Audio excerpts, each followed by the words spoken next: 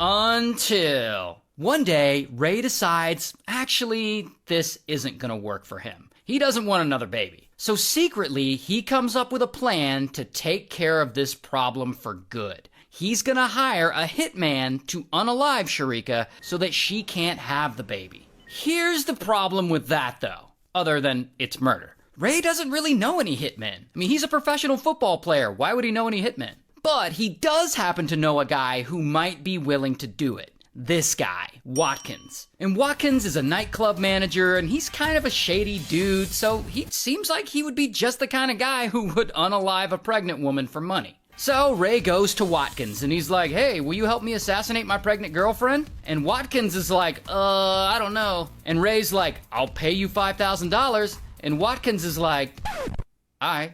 Which $5,000 for a hitman seems really inexpensive. Like, I feel like they normally charge way more than that. So anyway, Ray continues pretending to be a supportive partner when he's around Sharika. He's like being all attentive and he's buying clothes for the baby and stuff like that. Meanwhile, on the side, he and Watkins are trying to figure out exactly how this hit is gonna go down. And so, some time passes. And at this point in the story, Sharika is 8 months pregnant. Here's actually a photo of her pregnant. And one night, Ray decides to take Sharika out on a date. He's going to take her to the movie theater to see a movie. They're going to see The Bone Collector with Denzel Washington. So they go there, and for whatever reason, they meet up in separate cars. And so they watch The Bone Collector, and once the movie's over, she gets in her car to drive home, and he gets in his car to drive home.